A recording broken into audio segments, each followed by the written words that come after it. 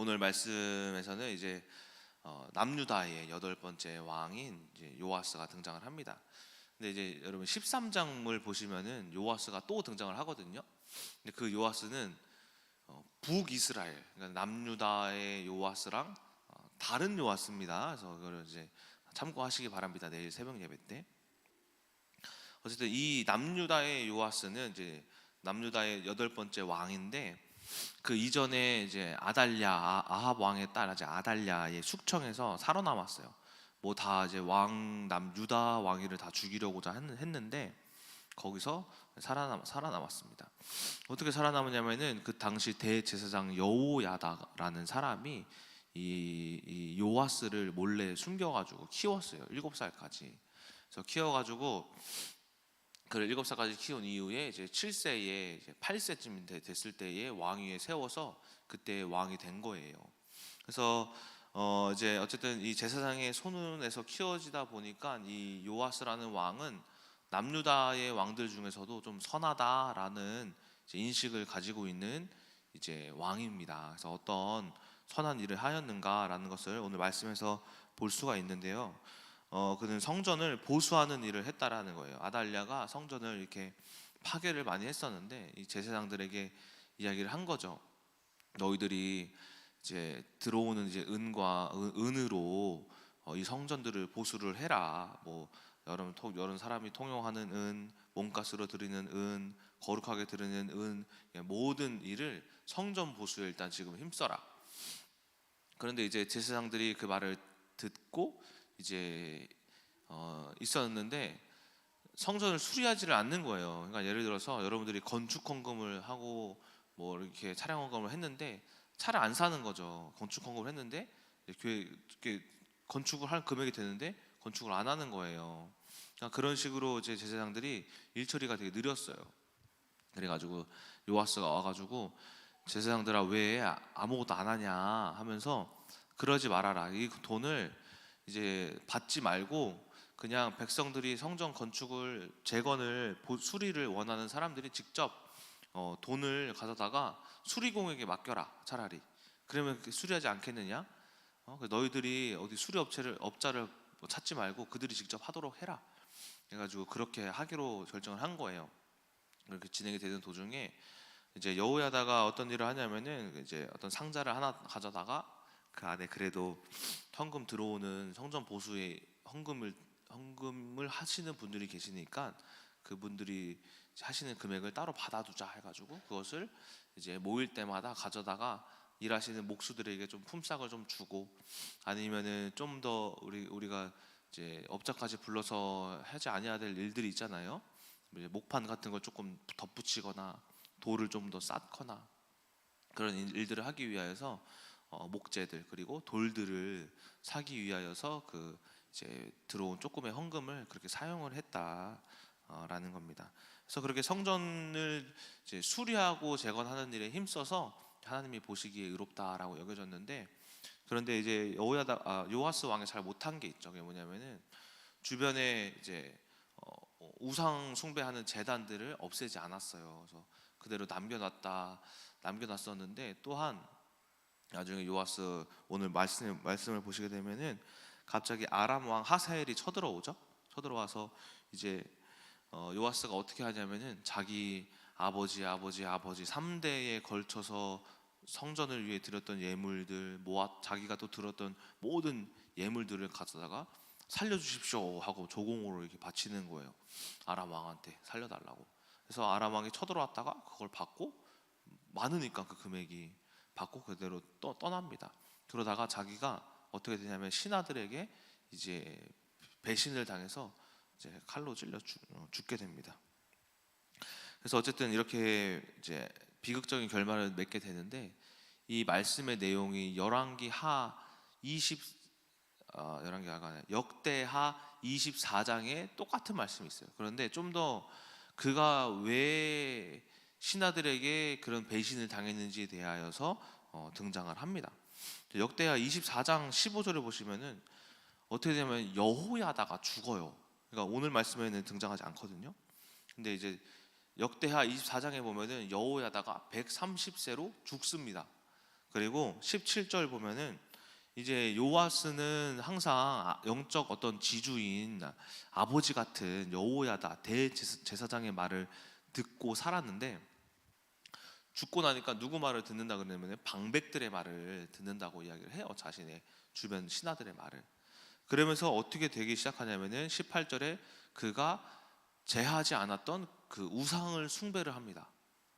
우상을 숭배해서 여호야다의 아들 스가랴가 하나님의 영이 임하여서 요아스 왕에게 경고를 해요. 20절에 뭐라고 하냐면은 그가 백성 앞에 높이 서서 그들에게 이르되 하나님이 이같이 말씀하시기를 너희가 어찌하여 여호와의 명령을 거역하여 스스로 형통하지 못하게 하였느냐 하셨나니 너희가 여호와를 버렸으므로 여호와께서도 너희를 버리셨느니라 라고 이야기를 해요. 이 말에 또 이제 신하들의 말을 듣고 저 인간을 죽여야 한다 말을 듣고 요아스가 죽여라 명령을 합니다. 그래서 21절에 여호야다의 아들 스가랴도 죽습니다. 어디서 죽냐면은 성전 안에서 죽어요. 성전 안에 이제 뜰이긴 한데 거기서 죽습니다. 그리고 나서 바로 생기는 문제가 아람 왕이 쳐들어온 거예요. 그래서 하사엘이 쳐들어와서 그 모든 이제 모아놨던 성전의 귀한 거룩한 제물들을 다 이렇게 바치면서 이제 악한 일을 하게 된 거죠. 어쨌든 이런 영적 지주인 여호야다가 죽기 시작하면서 그가 타락하기 시작했다라는 겁니다. 결국에는 제사장까지 죽이면서 여호야다 자신을 키워준 아버지와 같은 분의 아들, 거의 형제를 죽인 거랑 다름이 없는 거예요, 그렇죠? 이런 죄를 짓고 비극적인 결말을 맺게 되었다라는 겁니다. 제가 오늘 말씀을 보면서 이런 생각이 들었어요. 이 요아스가 왜 그랬을까? 그 이유가 여호야다가 죽었기 때문이에요. 여호야다가. 그런데 그 여호야다와 요아스의 관계를 저는 이렇게 생각을 해요. 여호야다는 요아스에게 있어서 기념비적인 관계였다라고 생각을 합니다. 이게 무슨 말이냐면 여러분, 기념비가 뭡니까? 기념비. 어떤 것을 기념하여서 이제 만든 어떤 비석이잖아요, 그렇죠? 그래서 그 비석을 볼 때마다 뭔가를 기억하잖아요, 기리기 위한. 그런데 이 여호야다가 요아스에게 기념비적인 관계라는 것은 요아스가 여호야다를 볼 때마다 하나님 앞에 올바로 서야겠다, 하나님을 기억하게 하는 사람이었다라는 거예요.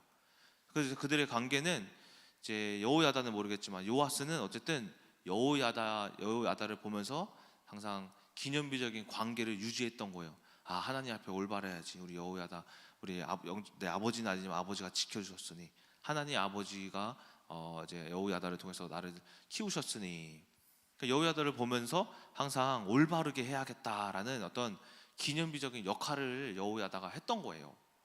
자, 그래서 이런 것들을 이제 기념비적인 관계라고 이야기를 하는데, 우리가 기념비적인 행위도 하잖아요. 행위.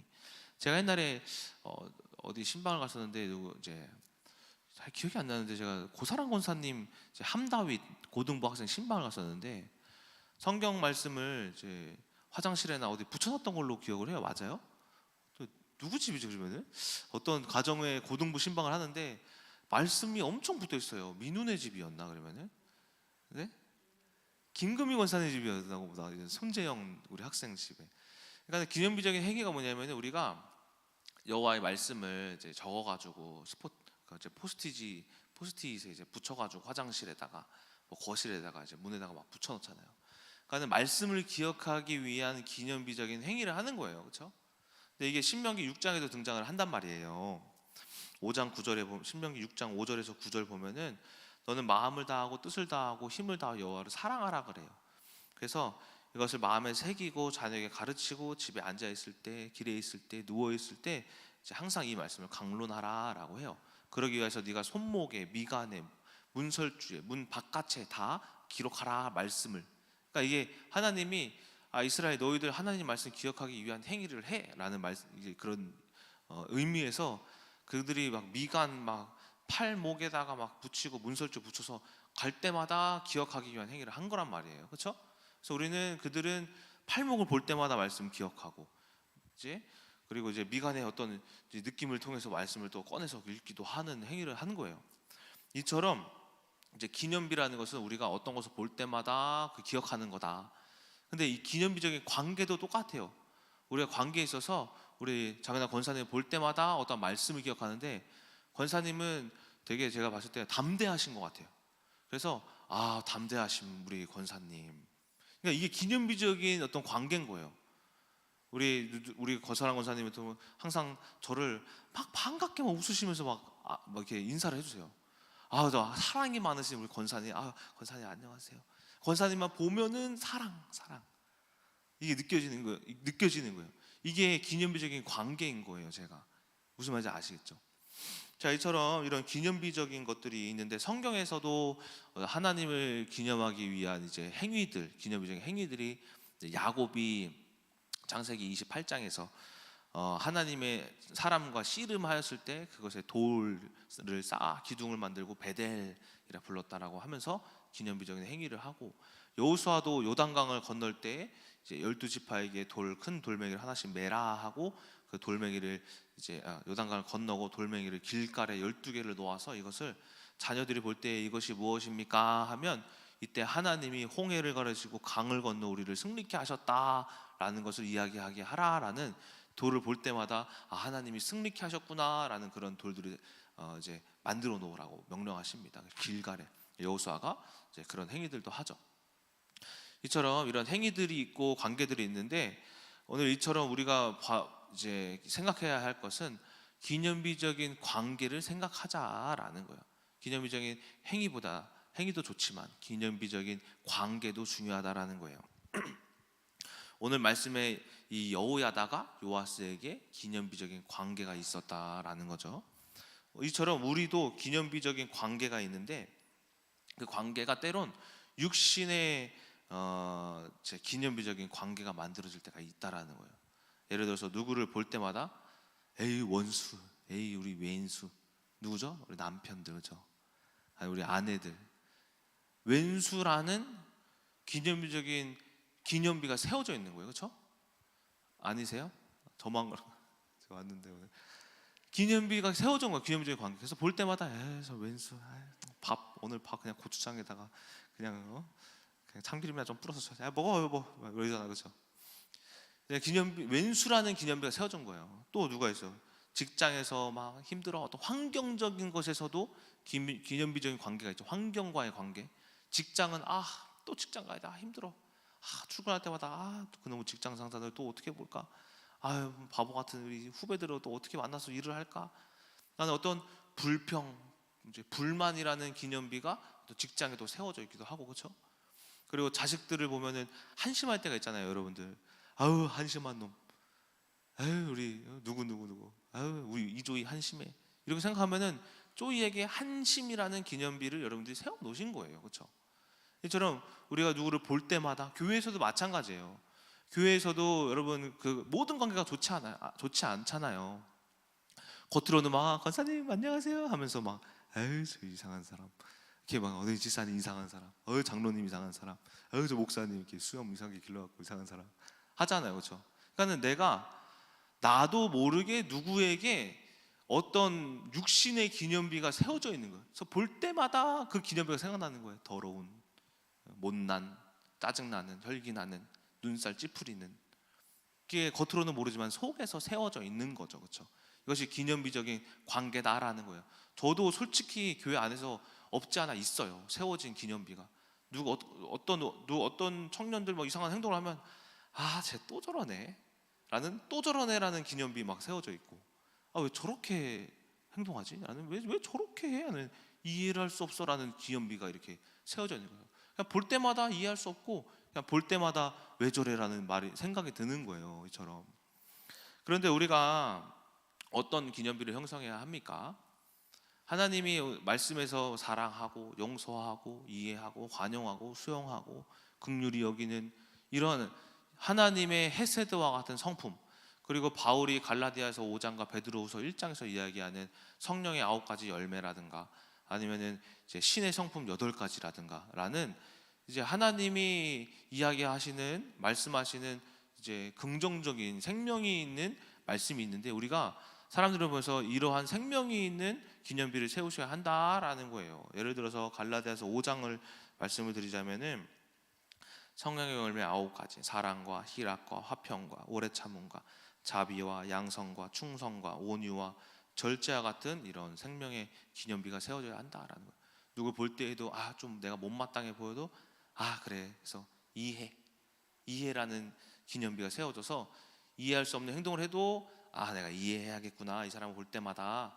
오히려 사랑할 수 없는 사람에게 사랑이라는 기념비를 딱 세워서 사랑해야겠구나 라고, 우리 권사님, 우리 집사님, 유평사님은 사랑, 누구는 어떤 이해, 누구는 긍휼해야겠구나, 내가 불쌍히 여겨야겠구나, 불쌍한 사람이지.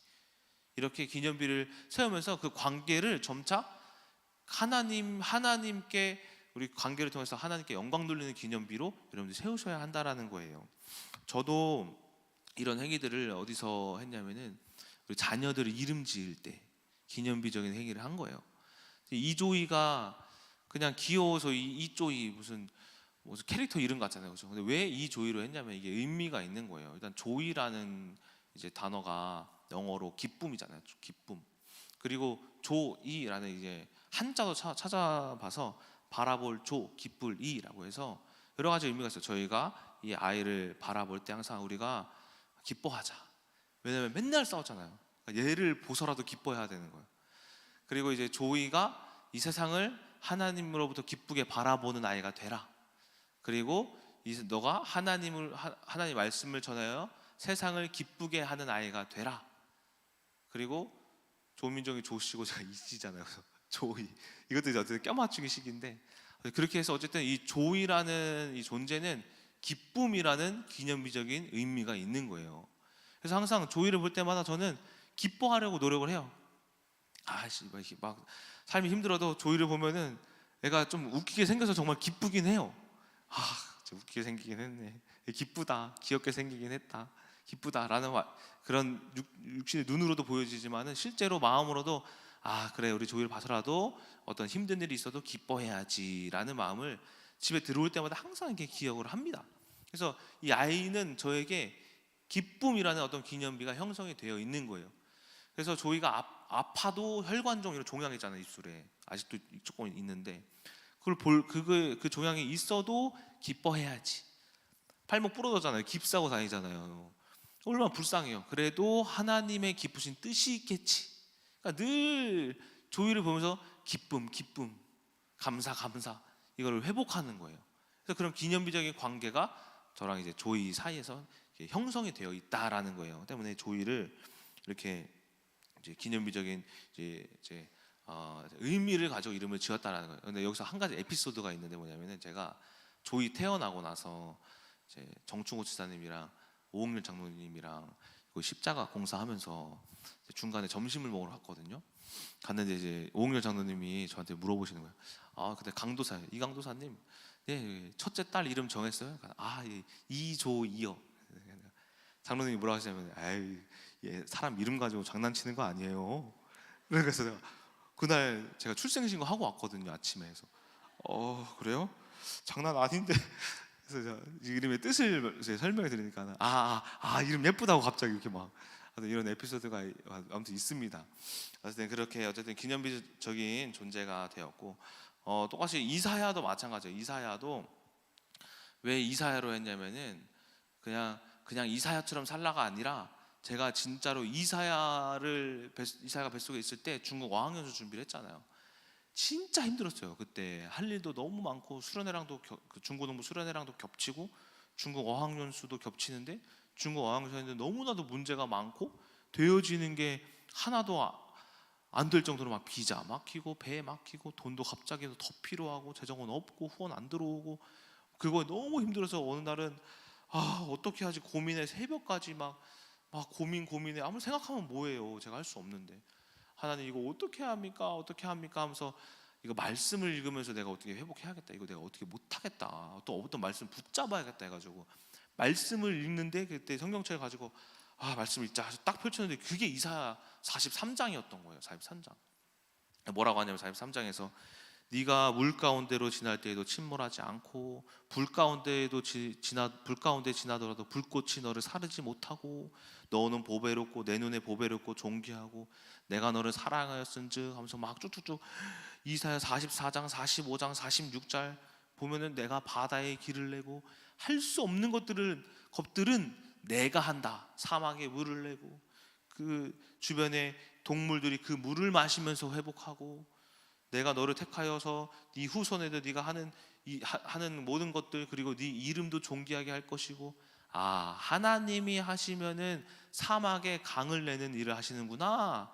이야, 제가 이거에 이사야 말씀에 너무나도 큰 회복을 얻어서 이사야가 태어나기 전에 이름 뭘로 하지? 했는데 그때 이사야 말씀을 엄청 보고 있었거든요. 이사야가 보니까는 이로 시작해요. 이씨인 것 같아요, 그렇죠? 이사야. 그래서 항상 제가 이사야가 태어난 이후로부터 이사야는 저의 어떤 기념비적이냐면은 하나님의 능치 못하신 하나님의 일을 하는 하나님을 기억하기 위한 기념비적인 관계가 형성되어 있는 거예요.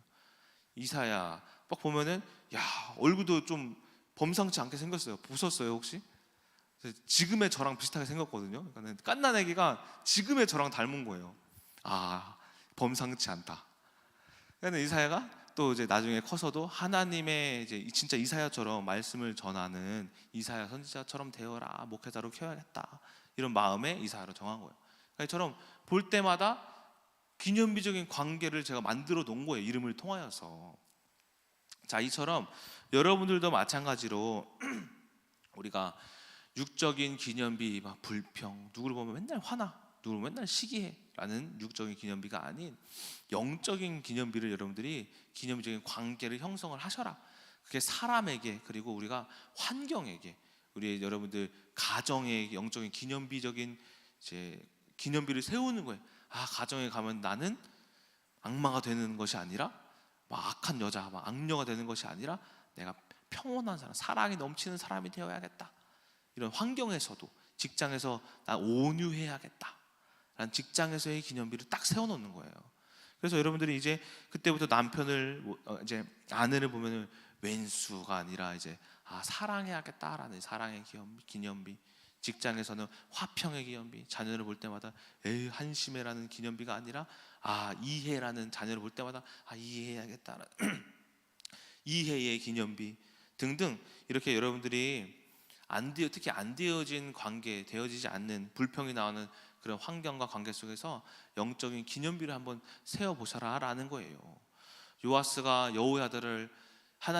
여호야다가 요아스에게 하나님께 올바로 세워주는 기념비였지만 그가 죽자마자 그 기념비를 잃어버리잖아요, 그렇죠? 그래서 어떻게 됩니까? 타락하잖아요.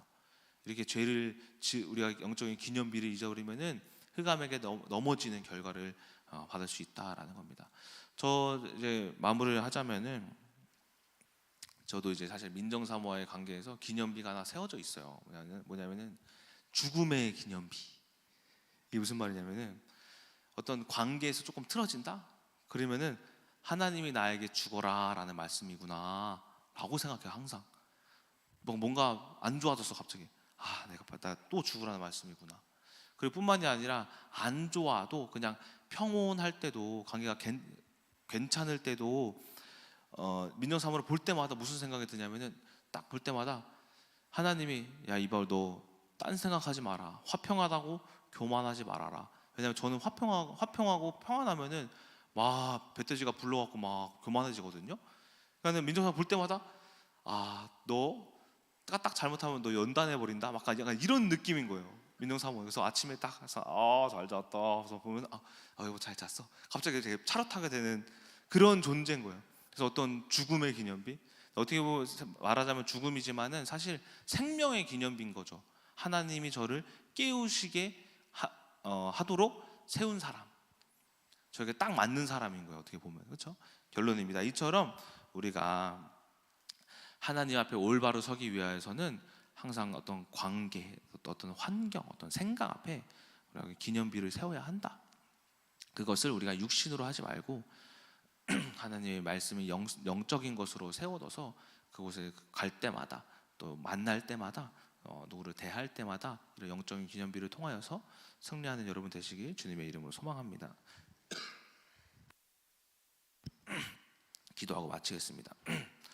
하나님 아버지, 오늘 하나님이 신명기 6장에서 기념비적인 행위를 통하여 말씀을 기억하라고 하십니다. 우리가 오늘 이제 여호야다와 요아스의 어떤 말씀을 통하여서 여호야다는 요아스에게 하나님께 바로 세워지는 기념비적인 역할을 했습니다. 우리가 이처럼 우리도 이 여호야다와 같은 영적인 기념비를 우리가 사람과 관계와 모든 것들 모든 환경 가운데 우리가 세우게 하여 주셔서 그것을 보고 하나님을 생각하고 이제 기억하는 그런 모든 우리 큰나무교회 성도님들 되어서 하나님께 영광 돌리는 큰나무교회 성도님들 되게 하여 주시옵소서. 살아계신 예수 그리스도의 이름으로 기도드렸습니다. 아멘.